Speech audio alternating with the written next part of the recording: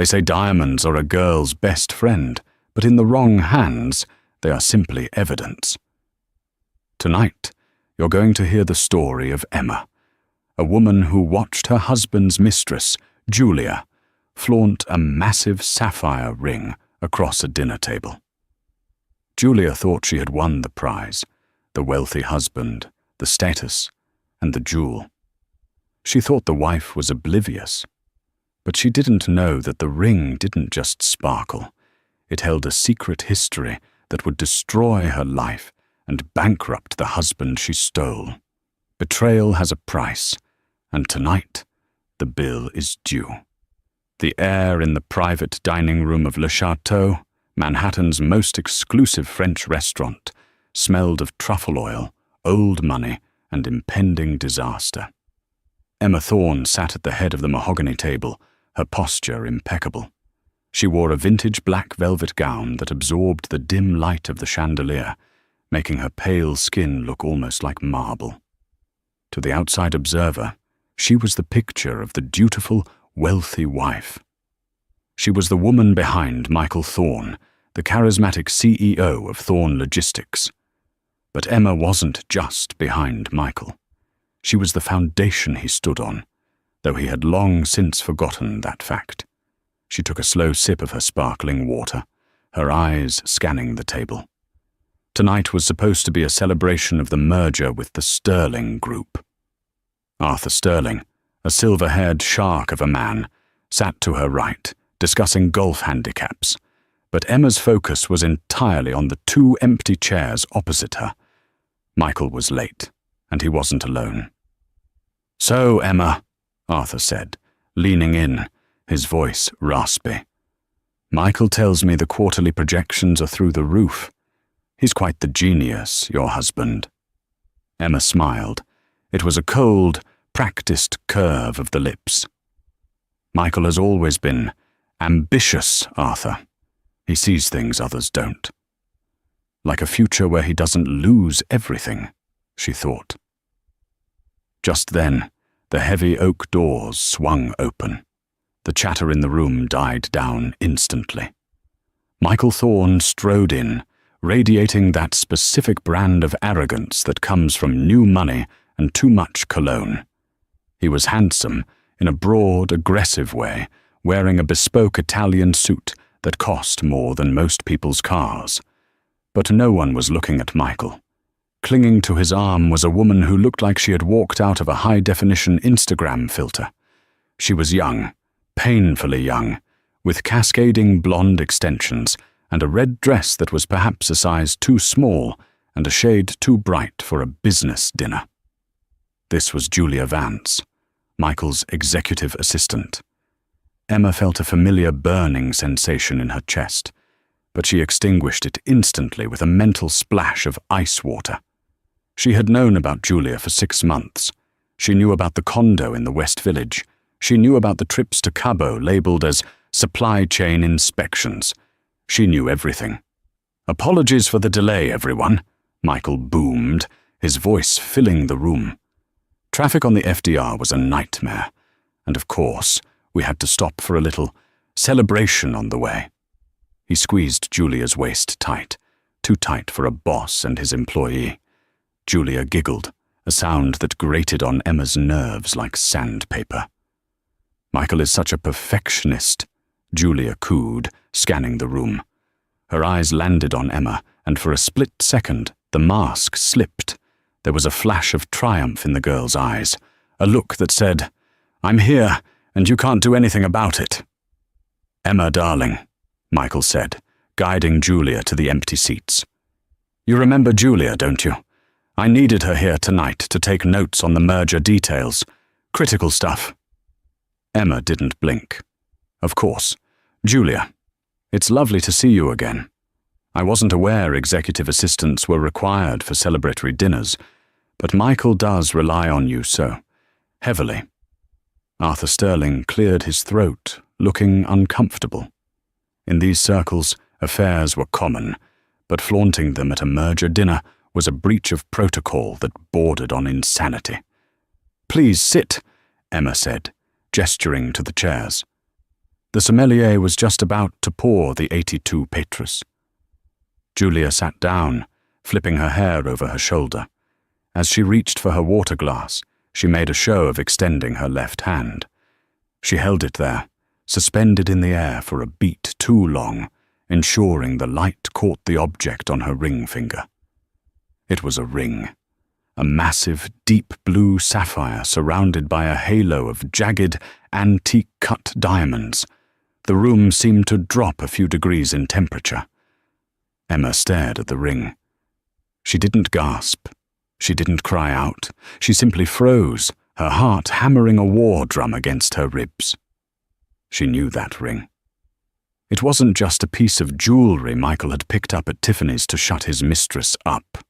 It was the Thorne sapphire. It had belonged to Emma's grandmother, a matriarch of the shipping industry, who had been buried with a replica because the real one was too valuable to put in the ground. It was supposed to be in the safety deposit box at the bank, a box only Michael and Emma had access to. Michael had stolen it. He had stolen her family legacy and put it on the finger of a 24-year-old girl he met at a boat show. Julia saw Emma staring. She smiled, a cruel feline expression. She adjusted the ring, twisting it so the sapphire faced Emma directly. "Is something wrong, Mrs. Thorne?" Julia asked, her voice dripping with faux concern. "You look a little pale."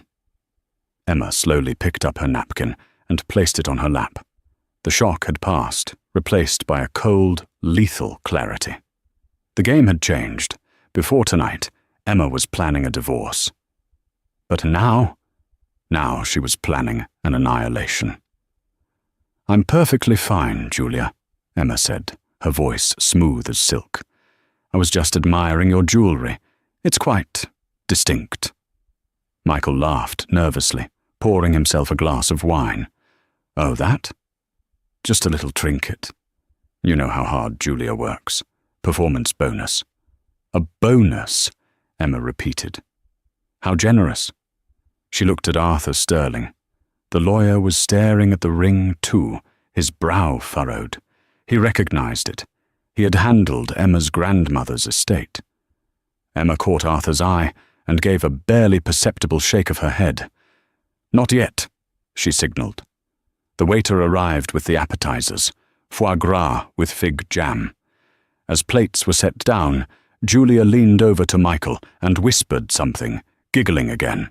She rested her hand on his shoulder, the sapphire gleaming aggressively. "So," Julia said, addressing the table but looking at Emma. "Michael tells me this merger is going to make us all very rich. I've been helping him look at new properties in the Hamptons. We think the current estate is a bit dated. Don't you think, Emma?" The audacity was breathtaking. She wasn't just wearing the ring. She was redecorating Emma's life. Emma sliced through her foie gras with surgical precision. "The Hamptons estate has been in my family for 3 generations, Julia. It's dated because it has history. Something you might find difficult to purchase, regardless of the budget." Julia's smile faltered. "Well, Michael likes new things. Don't you, sweetie?" Michael choked slightly on his wine. Well, renovations are always an option. But let's talk business. Arthur, the valuation?" As Michael launched into a monologue about synergy and stock options, Emma sat back. She watched the way Julia stroked the ring, possessing it, claiming it.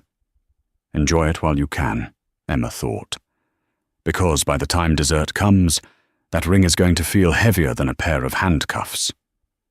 The first course was cleared, replaced by lobster bisque, but the tension remained as thick as the cream in the soup. Michael was drinking too fast. Emma noticed this immediately. It was his tell. When Michael felt in control, he sipped expensive scotch. When he felt the walls closing in, or when he was lying through his teeth, he gulped red wine like it was water. He was currently on his 3rd glass. Julia, conversely, seemed to be growing more emboldened with every passing minute. She clearly interpreted Emma's silence as submission. In Julia's mind, she had already won. She was the younger, hotter model, sitting at the big table, wearing the wife's heritage on her finger. "This soup is delicious," Julia announced, though she had barely touched it. She turned to Arthur Sterling. "You know, Michael and I were discussing the branding for the new company. I think Thorne Global sounds much better than keeping the legacy names attached. It's time for a fresh start, right?" Arthur Sterling, who had been the legal counsel for Emma's father for 30 years, wiped his mouth slowly. He looked at Michael. "Is that so? You're consulting on branding now, Miss Vance?" "I have a good eye for what people want," Julia said, flashing the ring again as she gestured. "And people want power. They want Michael." Emma took a sip of water. "Interesting perspective," she said quietly. "Though usually, branding decisions are made by the board of directors, not during pillow talk." Julia's eyes narrowed. "Michael is the board, essentially. Everyone knows he runs the show." Michael laughed, a booming sound that lacked mirth. Now, let's not bore the ladies with corporate structure, Arthur? Julia is just enthusiastic. She's very passionate." "I can see that," Emma said. She turned her gaze directly to the ring. It was time to start pulling the thread. "Speaking of passion, Michael, that is a truly remarkable piece of jewelry you gave Julia. You called it a performance bonus?" Michael stiffened. He adjusted his tie. "Yes. Well, you know. Strong quarter." "It's funny," Emma continued, her voice conversational, "because I wasn't aware we had the liquidity for a purchase of that magnitude. A sapphire of that size. Judging by the cut, it looks like an early 20th century cushion cut, unheated, likely from Kashmir, would retail for upwards of $300,000. Julia's eyes widened. She looked down at the ring with newfound greed. She clearly had no idea of its value. She just knew it was big and blue. 300,000? She breathed. "At least," Emma said. "Perhaps double, if it has a specific provenance." She looked at Michael. "Did you go to Sotheby's, darling? Or perhaps Christie's?" Michael was sweating now. Beads of perspiration were forming on his forehead, despite the cool air conditioning. I have a private dealer. Look, Emma, why are we talking about jewelry? We have a merger to sign."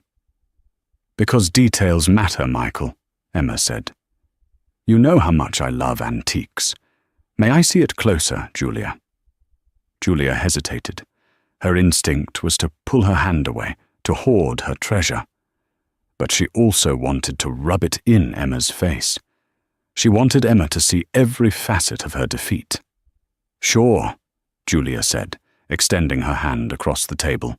"But don't touch. I just got it sized." Emma didn't need to touch it. She leaned in, her eyes locking onto the setting. There, on the side of the platinum band, was a tiny, almost invisible engraving. "Vincit qui patitur." He conquers who endures. The family motto of the Van der Hoven family, Emma's mother's maiden name. It was undeniable. Michael had raided the deposit box at the grand downtown branch of Sovereign Bank. "Beautiful," Emma whispered. "Truly one of a kind." "Michael has excellent taste," Julia preened, pulling her hand back. "He certainly takes risks," Emma said, leaning back. "Tell me, Julia, did he tell you where he got it?" "He said he had it custom-made for me," Julia lied, or perhaps she was repeating Michael's lie. "He said the blue matches my eyes." Emma laughed softly, a dry, humorless sound. "Custom-made? How fascinating, because that setting is Edwardian. They stopped making those prongs in 1915. The table went silent. Michael slammed his wine glass down, sloshing red liquid onto the white tablecloth. "Emma, enough with the history lesson. You're boring everyone." "I find it fascinating," Arthur Sterling interjected. His voice was like gravel. He was looking at Michael with a predator's gaze. Arthur knew the motto. He knew the ring. And now he knew Michael was not only an adulterer, but a thief. "Michael," Arthur said slowly, "perhaps we should discuss the assets listed in the merger agreement, specifically the liquid assets and the personal holdings." "We can do that later," Michael snapped. "Let's order the main course. Waiter." As the waiters scurried over to refill glasses and take orders for the mains, Emma felt a strange sense of calm wash over her. The anger was gone. In its place was the cold calculation of a CEO, which, unbeknownst to Julia, Emma actually was. See, Michael liked to play the big man. He was the face of Thorne Logistics. He gave the speeches, he shook the hands, he sat in the corner office. But the company was structured as a holding of the Van der Hoeven Trust. And the sole trustee? Emma Thorne. Michael was a salaried employee with a very fancy title. He could spend money, sure, he could make decisions, but he couldn't sell the company, and he certainly couldn't give away family heirlooms that were listed as trust assets. By giving Julia that ring, Michael hadn't just insulted Emma. He had committed grand larceny and embezzlement against the trust.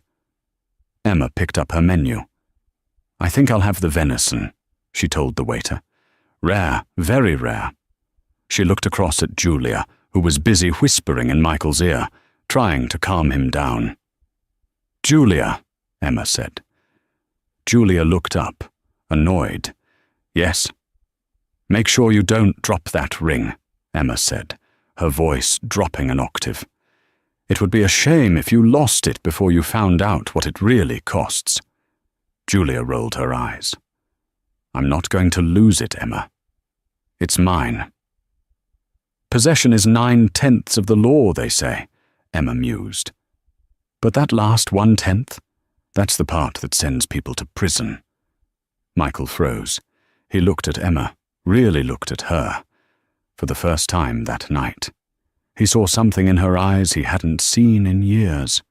He didn't see his submissive, trophy wife. He saw the daughter of the industrialist ruthless enough to swallow competitors whole. "What is that supposed to mean?" Michael demanded, his voice shaking slightly. "It means," Emma smiled, "that dinner is going to get very interesting." To understand the magnitude of the mistake Michael Thorne had just made, one had to understand the history of the Van der Hoeven Empire. Emma was not simply a rich wife. She was the only child of Ethan van der Hoeven, a man who had built a shipping empire not with handshakes, but with ironclad contracts and ruthless acquisition strategies. When Ethan died 10 years ago, the world assumed his handsome, charismatic son-in-law, Michael, had inherited the throne.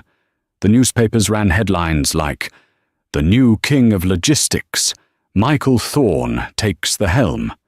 But the newspapers didn't read the fine print of Ethan's will. Ethan had liked Michael. He found him charming, energetic, and useful for public relations. But Ethan didn't trust Michael with money. He had seen the way Michael gambled on sure things, the way he bought sports cars he didn't drive, and the way his eyes wandered to every passing skirt. So, Ethan had constructed a cage made of gold. The entire company, the real estate, the liquid assets, and yes, the jewelry collection, were placed into the Van der Hoeven Irrevocable Trust. Michael was appointed CEO of the operating company, drawing a generous salary and receiving a discretionary bonus. But the power, the veto rights, the ownership of the physical assets, that remained with the trustee, Emma. For 10 years, Emma had allowed Michael to play the part.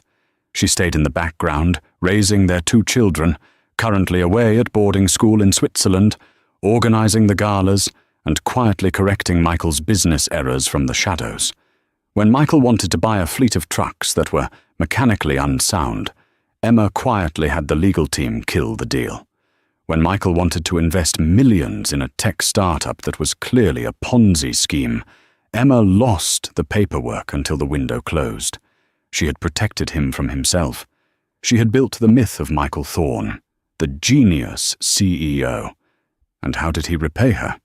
By finding a 24-year-old Instagram model, moving her into a condo paid for, Emma now realized, likely by skimming from the maintenance budget and stealing the family matriarch's engagement ring. The ring was the final straw. Emma sat at the table in Le Chateau, watching Michael laugh too loudly at one of Arthur's polite jokes. She remembered the day she had shown Michael the deposit box. It was 5 years ago. They were updating their wills. She had opened the heavy steel box at Sovereign Bank, and the blue light of the Sapphire had flooded the small, sterile room. "It's worth more than the house," she had told him. "It's the fail-safe.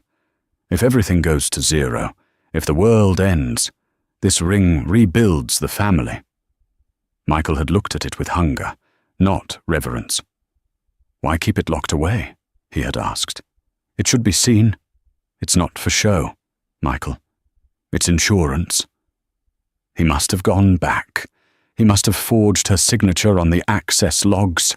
The audacity was staggering. Sovereign Bank had strict protocols. For Michael to get that box open, he would have had to bribe a bank manager or falsify a power of attorney. Both were felonies.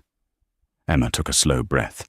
She looked at Julia, who was now taking a selfie with her wine glass, carefully angling her hand so the ring was center frame. "You poor, stupid girl," Emma thought. "You're wearing a felony on your finger." Emma reached into a clutch and pulled out her phone. Under the table, she unlocked it. She didn't open Instagram or WhatsApp. She opened a secure app linked to the private security firm her father had used for 30 years, Blackstone Global. She typed a quick message to the head of security, a man named Victor who had more scars than friends. Message: Priority 1. Sovereign Bank Deposit Box 404. Verify access logs for the last 3 months. Secure footage. Also, run a full asset trace on Julia Vance. I want to know everything she owns, rents or leases. Initiate protocol. Dissolution. She hit send. The phone vibrated with a reply 3 seconds later. Acknowledged, Mrs. Thorne. ETA on logs. 10 minutes. Team is moving. Emma put the phone away. The machinery was in motion. The gears were grinding. The cage door was closing, and Michael was standing right in the center of the trap, holding a glass of Pinot Noir. "So," Julia said, her voice piercing Emma's thoughts. "Arthur, tell me, does this merger mean we get access to the corporate jet? Michael promised we could take a trip to the Amalfi Coast next month." Arthur Sterling paused, his fork halfway to his mouth. He looked at Michael, his eyebrows raised so high they almost touched his hairline. "The corporate jet," Arthur said slowly, "is for business use, Miss Vance. And currently, it is grounded for maintenance." "Oh, Michael can fix that," Julia said, waving her hand dismissively. "He's the CIO. Emma smiled. It was time to tighten the screws. "Actually, Julia," Emma said, her voice pleasant, "the jet doesn't belong to the company. It belongs to the trust. Michael leases it. And the lease, well, it's up for review." Michael glared at Emma. "We can renew it, Emma. It's a formality." "Is it?" Emma asked. "The trust is very particular about expenses, especially recreational ones. Tell me, Michael, how did you categorize the purchase of the ring? Was that a business expense too? Client acquisition, perhaps?" Michael choked on his wine again. He set the glass down hard. "I told you, it was a bonus. From my personal savings." "Your personal savings," Emma repeated. "That's impressive, considering we have a joint account and I balance the books every month. I didn't see a $300,000 withdrawal. Did you win the lottery, darling?" Julia looked between them, confused. She sensed the danger now. The air in the room was vibrating with hostility. "Why are you grilling him?" Julia snapped at Emma. "He bought me a gift. You're just jealous because he didn't buy you one." Arthur Sterling let out a short, sharp cough that sounded suspiciously like a laugh. Emma turned her gaze to Julia. It was a look so cold it could have frozen the wine in the glasses. "Jealousy is for people who don't own things, Julia. I don't need gifts. I own the store." "Okay," Michael shouted, slamming his hand on the table. The cutlery rattled. "That is enough. Emma, you are ruining the dinner. Arthur, I apologize. My wife is tired." "I'm not tired, Michael," Emma said, her voice calm and steady. "I am wide awake. In fact, I've never been more awake." She turned to Arthur. "Arthur, before we sign the merger papers later, I think we need to clarify the schedule of assets, specifically the section regarding encumbered property." Arthur nodded slowly. He was beginning to understand the game. "Go on, Emma." "If an asset listed as collateral for the company is missing," Emma said, looking directly at the sapphire ring, "then the merger is fraud. Isn't that right?" "Technically, yes," Arthur said. "If significant assets are unaccounted for, or if they have been misappropriated, it would void the contract and potentially trigger a criminal investigation." Julia frowned. "What are you talking about? It's just a ring." "It's not just a ring," Emma said. "It's the Thorne sapphire. But more accurately, it is the Van der Hoven sapphire. It is listed as Asset Number 404 in the family trust. It is insured for $4.5 million. The color drained from Julia's face. $4 million? Michael looked like he was going to be sick. "Emma, stop. We can talk about this at home." "No, Michael. We're talking about it now, because you brought the evidence to dinner." Emma pointed a perfectly manicured finger at Julia's hand. "That ring is stolen property, and you, Julia, are currently in possession of stolen goods. In the state of New York, possession of stolen property valued over $1 million is a Class B felony. Mandatory minimum sentence. I believe it's 5 years. Arthur?" Arthur took a sip of his wine, his eyes twinkling. "Depending on the judge, up to 25. Julia yanked her hand off the table as if the ring had suddenly turned red hot. She grabbed her napkin and covered her hand. "He gave it to me. I didn't steal anything." "Ignorance of the law is not a defense, Julia," Emma said, "especially when the rightful owner is sitting across from you telling you it's stolen." "Michael!" Julia shrieked, turning to him. "Tell her she's crazy. Tell her you bought it." Michael opened his mouth, but no sound came out. He was trapped. If he admitted he stole it, he was going to jail. If he said he bought it, he had to produce a receipt for $4 million. Money he didn't have. Michael stammered. "I borrowed it." "Borrowed?" Emma raised an eyebrow. "You borrowed a multi-million-dollar heirloom from a high-security vault without the trustee's permission. That's not borrowing, Michael. That's embezzlement." Just then, Emma's phone buzzed again. She glanced at it. "Victor, logs confirmed. Michael Thorne accessed box 404 3 days ago. Forged signature detected on entry slip. Video evidence secured. Police are on standby, per your instruction." Emma smiled. It was the smile of a predator who had just felt the trap snap shut. "Well," Emma said, looking up, "it seems we have a problem. My security team just confirmed the theft. They have the video of you at the bank, Michael." Julia let out a small whimper. She started trying to pull the ring off her finger, but her hands were sweaty, and her fingers were swollen from the salty food and the alcohol. The ring wouldn't budge. "It's stuck!" Julia panicked, tugging at the sapphire. "Get it off! Get it off me!" "Calm down, Julia," Michael hissed, grabbing her wrist. "Stop making a scene." "I don't want to go to jail." Julia screamed, her voice rising to a hysterical pitch. "You told me you were rich. You told me she was a nobody." "I am rich," Michael yelled back, losing his composure entirely. "I am the CEO."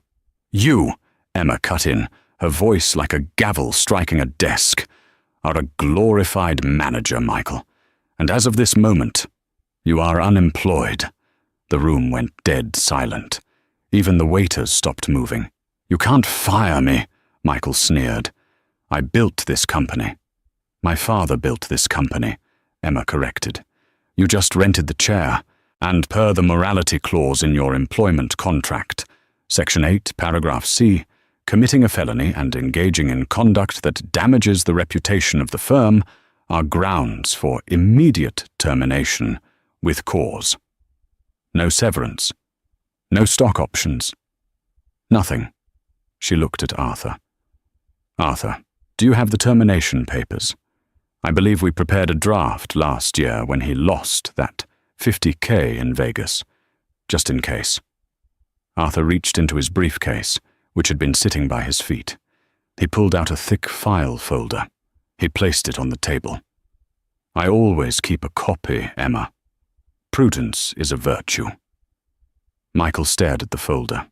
His face turned a shade of purple that clashed violently with the red wine stain on the tablecloth.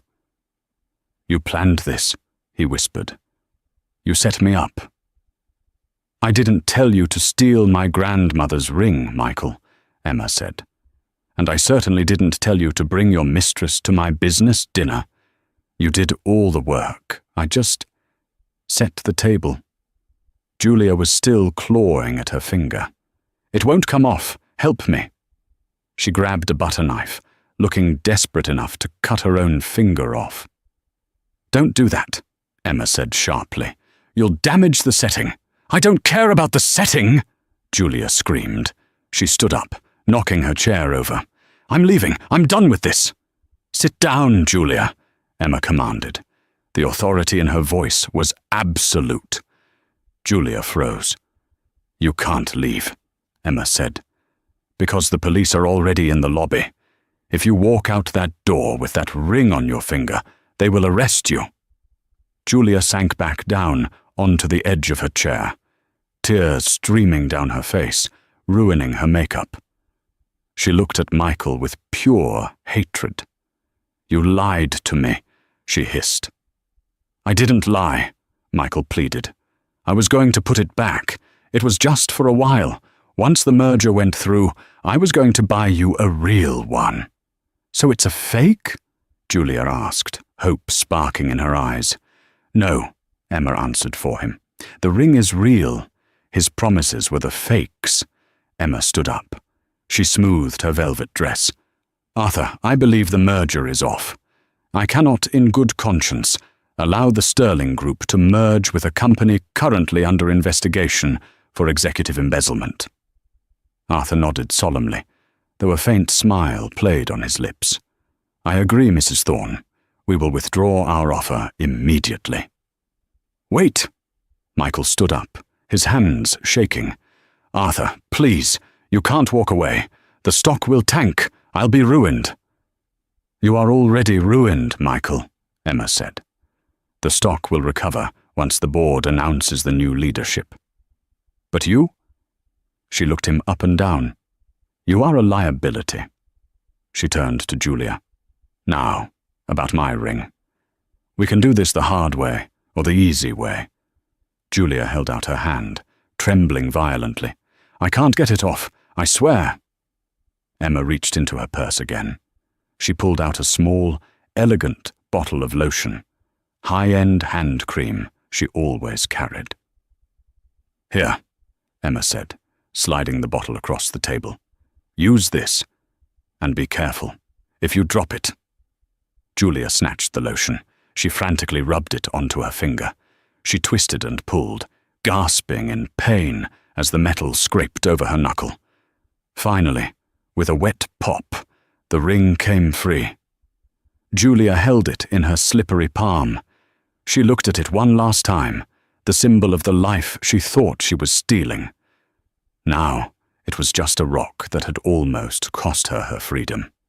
She looked at Emma, terrified. "Here," she said, extending her hand. "I don't want it covered in your lotion," Emma said coldly. "Drop it." "What?" "Drop it in the glass," Emma said, pointing to her own glass of sparkling water. "Clean it." Julia hesitated. The entire restaurant was watching now. The humiliation was total. With a shaking hand, Julia held the Thorne Sapphire over Emma's glass. Plink. The heavy ring hit the water and sank to the bottom, bubbling as it settled. The diamonds sparkled through the liquid and glass, untainted by the sordid affair. "Good," Emma said. She picked up the glass, swirling the water gently. "Now, Julia, I suggest you leave. The police are still in the lobby, but if you leave without the ring, they might just let you go with a warning, assuming you tell them exactly what Michael told you to do." Julia didn't wait. She didn't look at Michael. She grabbed her purse and ran for the door, her heels clicking frantically against the parquet floor. Michael stood alone. His mistress was gone. His merger was dead. His job was over. He looked at Emma. "Emma, please, we can fix this. Think of the kids." Emma looked at him with eyes as dry as a desert. "I am thinking of the kids, Michael. That's why I'm ensuring their inheritance isn't squandered by a thief." She turned to Arthur. "Shall we go, Arthur? I believe I've lost my appetite." "Indeed," Arthur said, standing up. But the night wasn't over. Michael, desperate and cornered, wasn't going to go down without a fight. "You can't just walk out," Michael roared, grabbing a steak knife from the table. His eyes were wild. "I made you. You were nothing but a sad little heiress before I came along." Security guards, the restaurant's bouncers, started moving toward the table. Emma didn't flinch. She looked at the knife in his hand, then up at his face. "Put it down, Michael, before you add assault with a deadly weapon to the list." This was the tipping point, the point of no return. The silence in the private dining room of Le Chateau was absolute, broken only by the heavy, ragged breathing of Michael Thorne. He stood there, a silver steak knife gripped in his right hand, his knuckles white. The blade wasn't large, perhaps 4 inches of serrated steel meant for cutting filet mignon. But in the hands of a man watching his entire life incinerate, it looked like a saber. The other diners in the restaurant had gone quiet. A waiter dropped a tray of glasses in the distance, the crash echoing like a gunshot. But Michael didn't flinch. His eyes were locked on Emma. "You think you can just take it all back?" Michael spat, saliva flying from his lips. "I spent 10 years smiling at your boring friends. 10 years pretending to care about your father's legacy. I earned this." Emma didn't move. She didn't recoil. She sat perfectly still, her hands folded in her lap, looking at him with an expression of mild disappointment, as if he were a child throwing a tantrum in a supermarket. "You earned a salary, Michael," Emma said, her voice calm but carrying to every corner of the room. "You were paid well to do a job, but somewhere along the line, you confused employment with ownership." "I am the face of this company," he screamed, waving the knife. "Without me, the stock crashes. The partners walk. You need me." "Look around you, Michael," Emma said, gesturing slightly with her head. Michael blinked, his tunnel vision widening for a fraction of a second. He saw Arthur Sterling, the lawyer, hurriedly shoving documents into his briefcase, distancing himself from the blast radius. He saw the terrified waiters huddled by the kitchen doors. And then he saw the movement in the shadows. Victor, the head of Emma's private security, had stepped out from the hallway. He was a massive man, an ex-Marine with a shaved head and a suit that struggled to contain his shoulders. He wasn't alone. Behind him were two uniformed NYPD officers, their hands resting on their holsters. "Drop the knife, Mr. Thorne," Victor said. His voice wasn't loud, but it had the finality of a tombstone. Michael looked at the police, then back at Emma. The reality of the situation began to dawn on him. He wasn't a violent man. He was a soft man, a man of luxury and comfort. He had never been in a fistfight in his life. The knife was just a prop, a desperate attempt to regain control in a room where he had none. "Emma!" Michael's voice cracked. The rage evaporated, replaced by a pathetic, whining fear. "Emma, tell them to leave. Please, we can work this out. I'll go to counseling. I'll sign a post-nup. Anything." Emma slowly stood up. She picked up the glass of water containing the sapphire ring. She swirled it, watching the jewel dance at the bottom. "You're right, Michael. You will sign something, but it won't be a post-nup." "Officer," Emma called out, "my husband seems to be having a breakdown, and he is currently threatening me with a deadly weapon." No, I'm not!" Michael dropped the knife. It clattered onto the table, bouncing off a bread plate. He held his hands up. "See? No knife. It was a mistake." The officers didn't care about the retraction. They moved in with efficient, practiced speed. "Michael Thorne, turn around and place your hands behind your back," the lead officer, a stern man named Sergeant Miller, commanded. "You can't do this," Michael shouted as they grabbed his arms. "Do you know who I am? I'm on the cover of Forbes." "Turn around," Miller barked, spinning Michael around and slamming him chest-first against the wall. The sound of handcuffs ratcheting shut was the loudest sound in the room. Click, click, click. Emma watched the process with cold detachment. She walked over to where Michael was pinned against the silk wallpaper. She stood close enough that he could smell her perfume, a scent he used to claim he loved, back when he was trying to woo her for her money. "You're not on the cover of Forbes anymore, Michael," she whispered in his ear. "Tomorrow, you'll be on the cover of the New York Post. And I imagine the headline will be something very uncomplimentary." "I'll destroy you," Michael sobbed, his face pressed against the wall. "I'll tell them everything. The tax shelters, the offshore accounts." Emma laughed softly. "My father's accounts are bulletproof, Michael. We pay our taxes. That's the difference between old money and whatever it is you are. We don't need to cheat to win." She turned to the officers. "Take him away. I'll be down to the precinct in the morning to file the formal statement regarding the theft of the heirloom." "Understood, Mrs. Thorne," Sergeant Miller said. He grabbed Michael by the collar of his $5,000 suit. "Let's go, tough guy." As they dragged Michael out of the restaurant, kicking and screaming about his rights, Emma turned back to the table. The dining room was in shambles. Wine was spilled. A chair was overturned. The knife lay on the table like an accusation. Emma picked up the water glass. She fished the ring out with 2 fingers, shaking off the droplets. It was cold and heavy. She slipped it onto her finger. It fit perfectly. "Arthur," she said, turning to the lawyer who was still clutching his briefcase. "Yes, Emma," Arthur said, looking pale. "I apologize for the interruption to our dinner," she said smoothly, "but I think it's best if we reschedule the merger talks. I have some housekeeping to do at the firm first." Arthur nodded vigorously. "Of course, absolutely. Whenever you're ready." "Good." Emma signaled for the maitre d', who was hovering nervously nearby. "Jean-Pierre," she said. "Yes, Madame Thorne. I am so sorry." "Don't be," she cut him off. "Put the dinner on the company card, but not the wine Michael drank. Bill that to his personal account. I want the paper trail." "Of course, madam."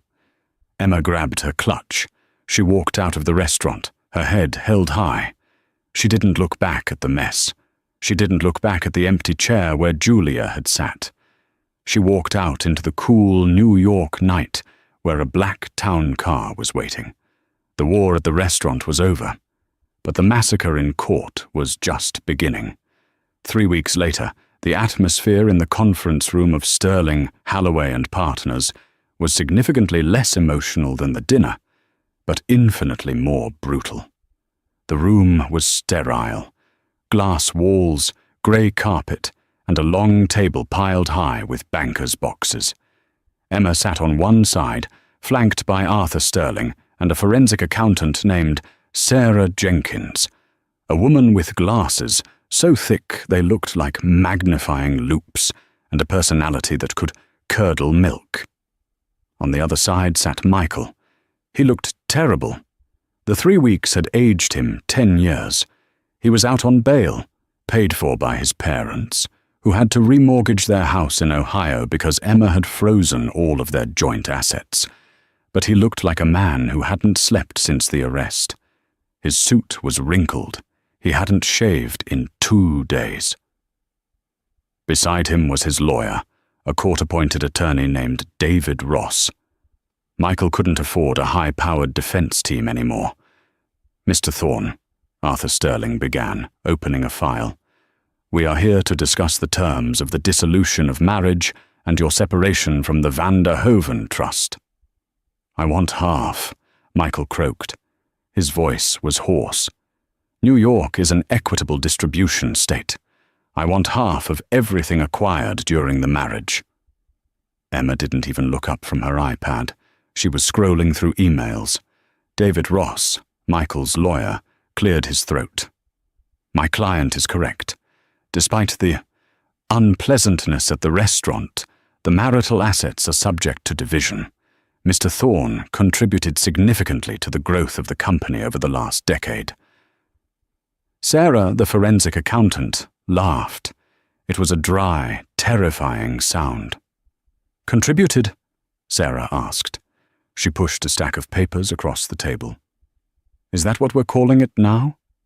Michael looked at the papers. "What is this?" "That," Sarah said, "is a summary of unauthorized withdrawals from the corporate operating accounts over the last 4 years. It totals $3.2 million. Michael went pale. Those were business expenses, networking, client entertainment." "We have the receipts, Michael," Sarah said. "Unless client entertainment typically involves leasing a penthouse in the West Village under the name of J. Vance and purchasing a Porsche Cayenne registered to the same individual?" Michael stayed silent. "But that's not the worst part," Sarah continued, pulling another file. "See, the company accounts are one thing. That's embezzlement. We can handle that civilly if you cooperate. But this?" She tapped a red folder. "This is why you're going to prison for a very long time." Michael stared at the red folder. "What is it?" "We audited the Children's Trust," Emma said, finally looking up. Her eyes were burning with a cold white fire. "The education fund, the one my father set up for Leo and Sophie." Michael flinched physically, as if she had slapped him. "You didn't just steal from the company, Michael," Emma said quietly. "You drained our children's future. $700,000. Gone." "I was going to put it back," Michael shouted, slamming his fist on the table. "I had a deal pending with the crypto exchange. It was going to triple. I was doing it for them. You were gambling with my children's lives to buy jewelry for your mistress," Emma spat. "And speaking of your mistress," she pressed a button on the intercom. "Send her in." The door opened. Michael turned around. Julia Vance walked in. She looked different. Gone was the red dress and the extensions. She was wearing a modest grey pantsuit. Her hair was tied back in a severe bun. She looked tired, scared, and very small. She was accompanied by her own lawyer. "Julia," Michael breathed. "What are you doing here? Baby, tell them I loved you." Julia didn't look at him. She walked past him and sat at the far end of the table, next to Emma. "Julia has entered into a cooperation agreement with the district attorney's office," Arthur Sterling announced. "In exchange for immunity regarding the possession of stolen property, specifically the sapphire ring, she has agreed to testify regarding your financial activities." You turned on me?" Michael whispered. The betrayal in his voice was palpable. "I gave you everything." Julia finally looked at him. Her eyes were red-rimmed. "You gave me a stolen ring and a lease I can't pay for, Michael. The FBI came to my mum's house. They threatened to take her house because you used her address for one of your shell companies." "I was protecting assets," Michael pleaded. "You used my mother," Julia screamed. "You told me you were divorced. You told me Emma didn't care about you. You lied about everything." She took a deep breath and turned to Emma. Emma, I have the files, the ones he kept in the safe at the condo, the black ledger." Michael let out a sound like a wounded animal. "No, not the ledger." "The ledger?" Sarah, the accountant, perked up. "Is that where he kept the records of the kickbacks from the construction vendors?" Julia nodded. "Yes. He was taking 10% off the top from the warehouse expansion project. It's all in there. Dates, amounts, names." Emma looked at Michael. He was slumped in his chair, defeated. The fight had left him. The swagger was gone. The king of logistics was now just a petty thief, caught red-handed by the women he had underestimated. "So," Emma said, clasping her hands, "here is the offer, Michael. And it is a one-time offer." Michael looked up, tears streaming down his face. "What?" "You will sign the divorce papers. You will sign over full custody of the children. Though frankly, seeing as you'll be incarcerated, that's a formality. You will waive all rights to the marital assets. You will leave this marriage with exactly what you came into it with. Nothing." "And if I don't?" "If you don't," Emma said, "I hand the black ledger to the FBI, and instead of 5 years for embezzlement, you'll be looking at 20 years for wire fraud, money laundering, and tax evasion. And I will make sure you serve every single day of it." Michael looked at his lawyer. David Ross shrugged. "Take the deal, Mr. Thorne. You have no cards left." Michael looked at Julia, who was staring at the table, refusing to meet his eyes. He looked at Emma, who looked like a statue of justice carved from ice. He reached for the pen. His hand shook so badly he could barely hold it. He signed the papers. "Good," Emma said. She stood up. "Arthur, file these immediately." She walked over to Julia.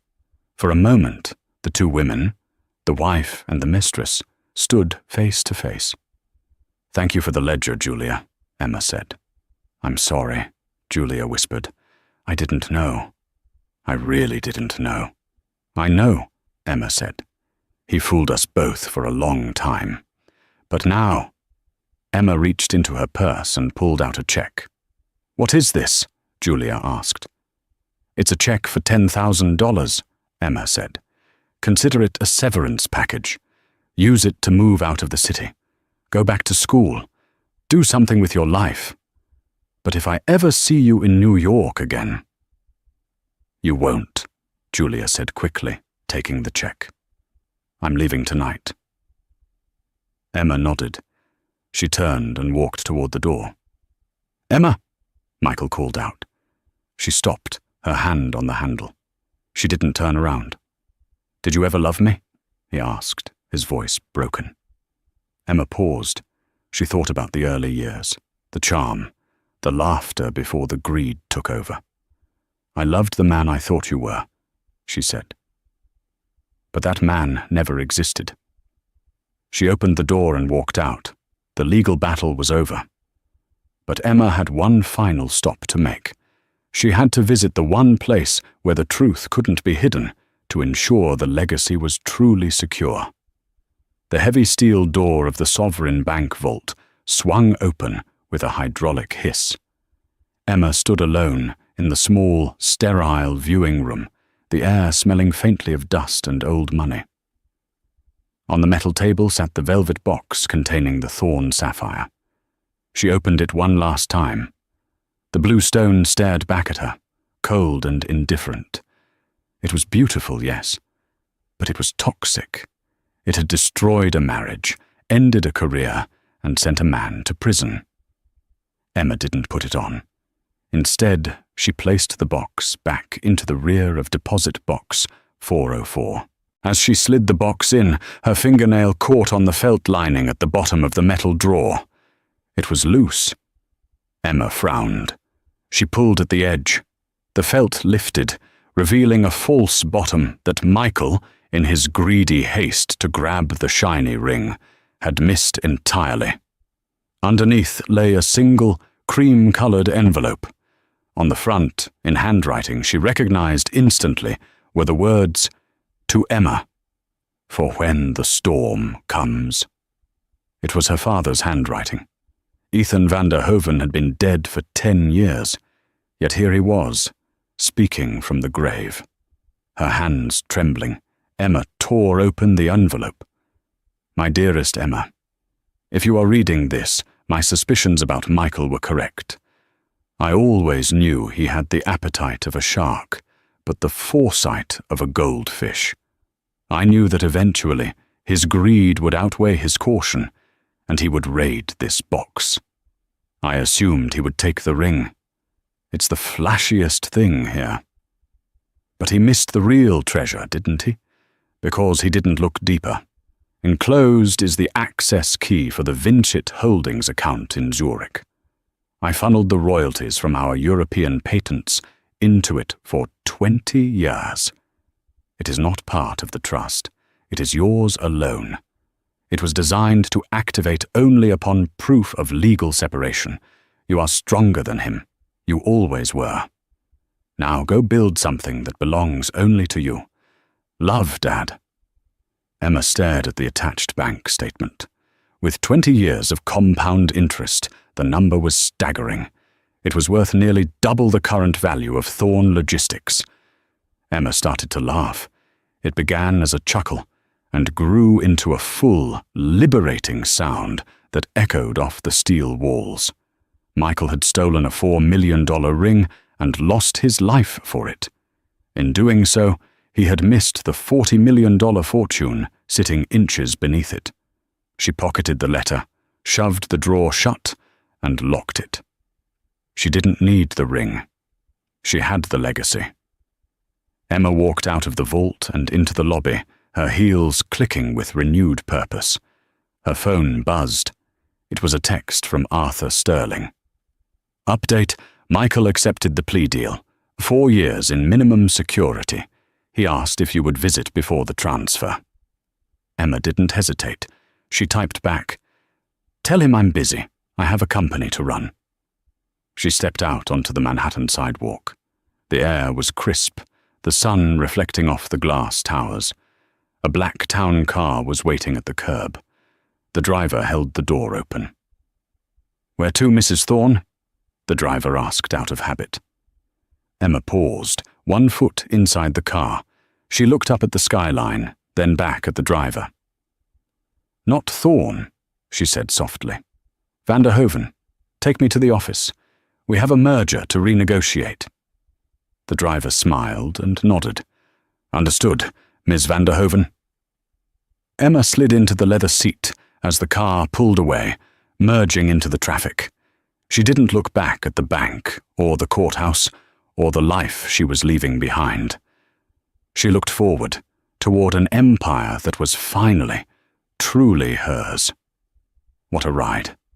Emma's story proves that while betrayal strikes fast, the truth strikes harder. Michael and Julia thought they were playing a game of checkers, focused on the shiny prize right in front of them.